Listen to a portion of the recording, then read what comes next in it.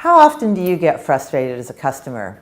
Or possibly your customers get frustrated with you. Of course they wouldn't, but they might. When Good Service is Good Business became a #1 bestseller in a few countries, journalists and audience often asked me how I came to write it.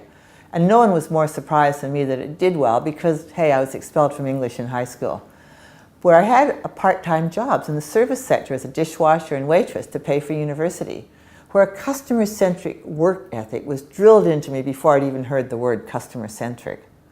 Fast forward many years, when IBM posted me to Japan, at the time the quality movement was just emerging, I became totally ingrained in a culture where I didn't just intellectualize the concept of service quality, but I lived and breathed it every day, where the word customer actually translates into honored guest in one's home. So when I returned to Australia, I felt compelled to improve service levels, to lift our game, to be more globally competitive, initially speaking to IBM staff, then IBM customers, when a publisher approached me to write the book. Back then, I could never have imagined being invited to speak on service quality to Rolls-Royce. And for over 20 years, I've discovered that clients, large and small, whether internal or external service delivery, face similar challenges. They want to know how to get individuals from diverse backgrounds to work together as one unified team. They want to know how to get staff to take more ownership of service issues and turn complaints into opportunities to build brand loyalty.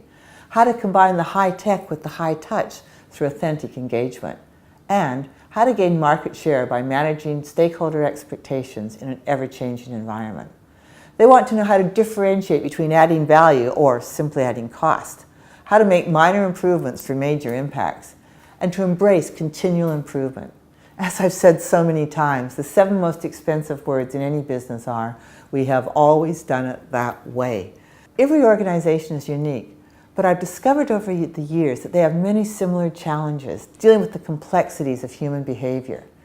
When speaking at business schools around the world, or household corporate names, or small business associations, I used to only speak about business outcomes. But now they often want to explore how to keep customers for life, but keep a life for yourself.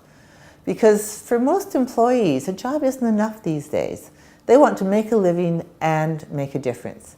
And you know what? The research shows that happy employees yield happier customers, which yield more productive organizations.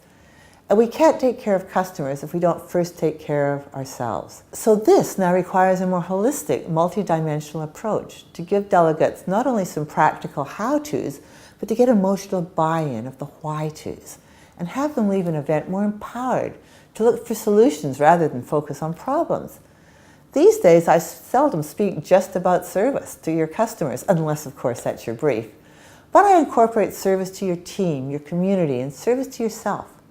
Of course, customers' engagement has changed since the book was first published and updated, and clients request a combination of merging innovative service delivery ideas with back to basics, sort of a back to the future.